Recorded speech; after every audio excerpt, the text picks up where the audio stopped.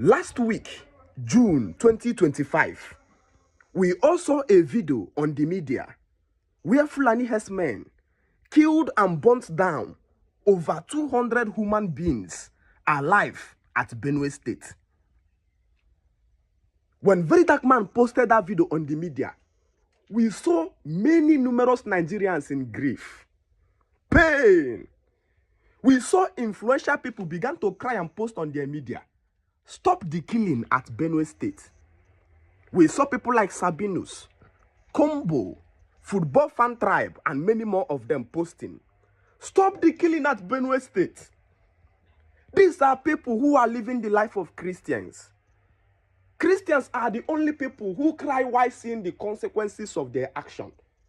They only cry in the face of the consequences. But unto us like elders, who have sit down in the house while you are planting the tree, and then we have seen the fruit that is going to germinate out of that tree, we began to cry. We says, this tree you are planting is going to germinate a poisonous fruit. The Christian says, no, we will only react when we see the consequences. The winner in any argument is not the person who won before the people. The winner in any argument is the person who won in the front of consequences. So the wise goes after desperation to win consequences and not desperation to win the argument. From the day I began my teaching, I told people that Fulanis in Africa are ideological land thieves.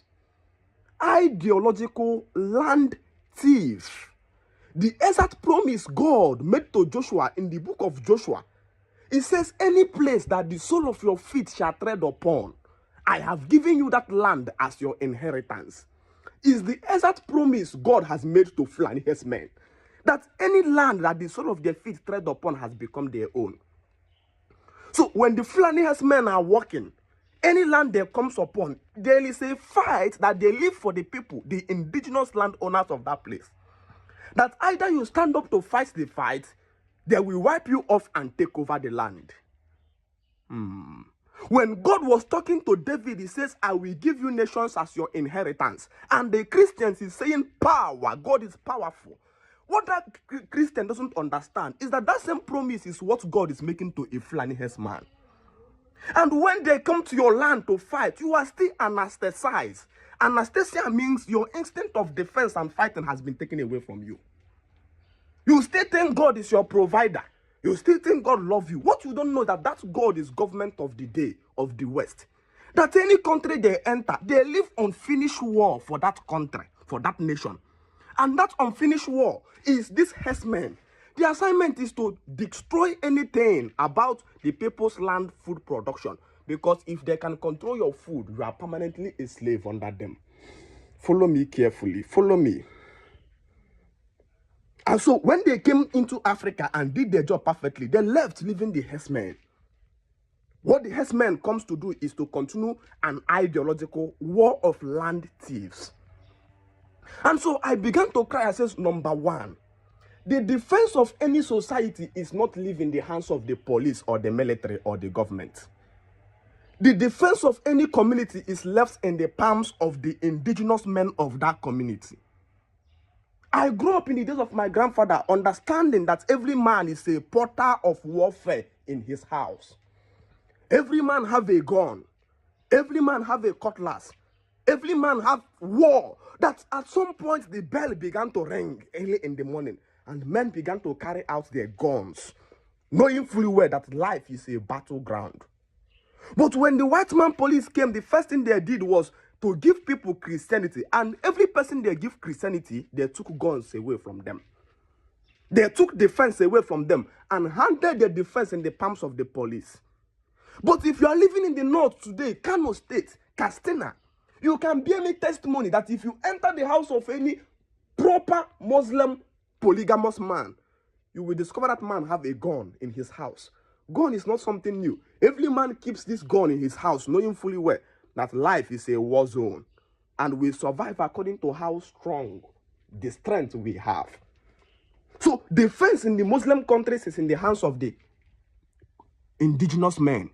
Defense in Christians' land is in the hands of the police.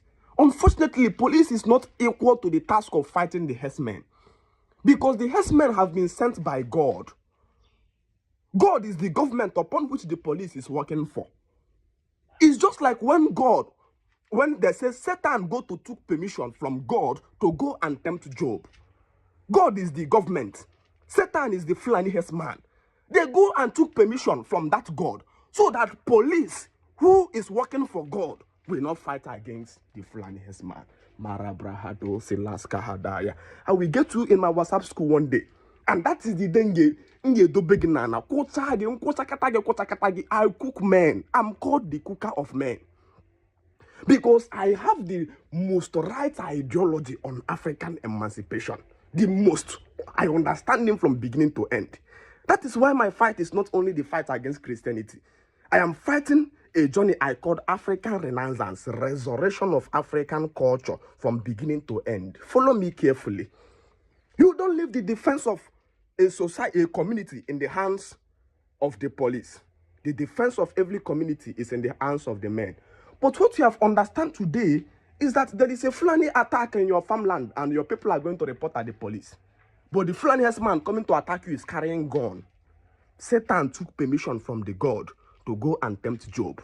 Job was taking God is his friend and his parent. You think Nigerian government have not tears is coming out from my eyes. This is the tears of pain. You think Nigerian government is not seeing these 200 people killed in Benue State? They are seeing them, bro. The truth is that God gave Satan the permission to go and tempt Job at Benue State. They told you in the Bible that Satan killed the sons of Job.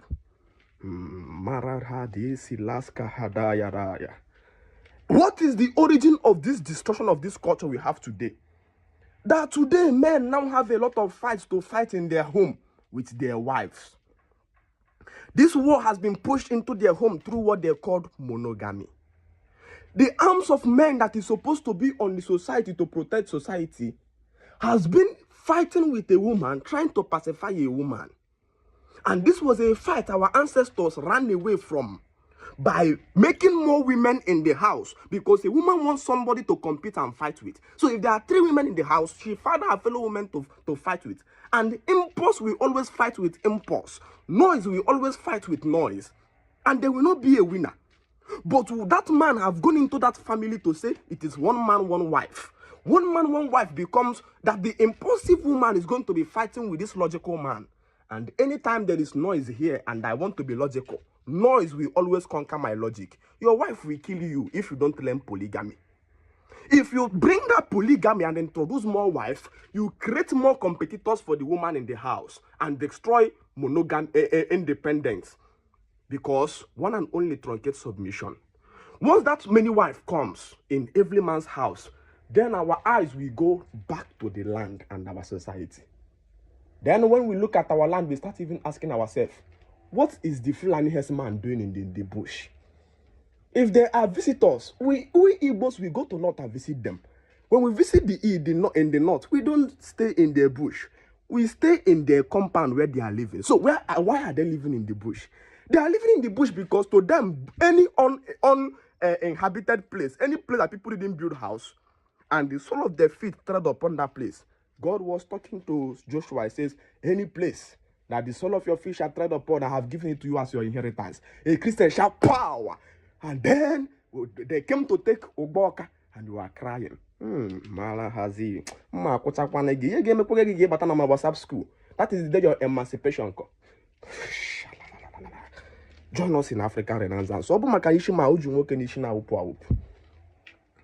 God was talking to Abraham in the book of Genesis. He says, arise out of your country to another country that I'm going to show you. So Abraham will leave his own country and start working onto somebody's another country, and God will give him that country as his inheritance. When God gives you another people's country as your inheritance, it simply means God is empowering you to go and kill the original indigenous inhabitants of that land. This is what we have not understand. The Bible is a manual of colonialism that the colonialist carries from nations to nations that empowers the ideology of killing the indigenous landowners and taking their land. Then he was talking to Moses. He says, behold, I have a promised land full of milk and honey for you.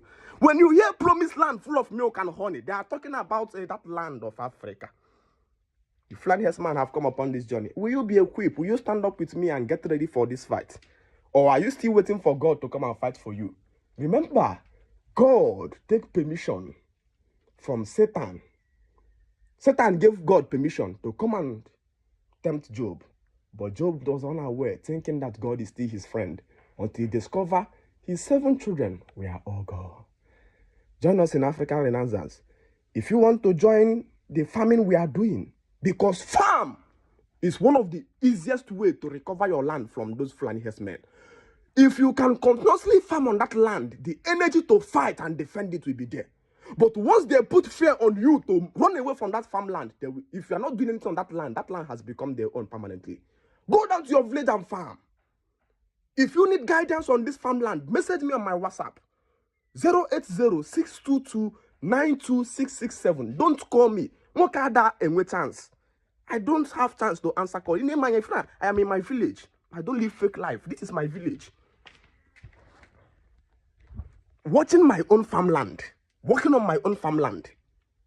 This is my village compound. This is my father's village compound. No fake. This is real me, natural. In my village, farming, trying to make sure that my land is occupied so that the Fulani herdsman sent by God to come and tempt Job will not find space. Mobilizing the youth into the need for land utilization. If you are not utilizing your land, you will sell it. It's all right. Thank you so much. Join us in African Renaissance. If you need any guidance, message me on WhatsApp and I will guide you. 080-622-92667. Don't call me. Thank you.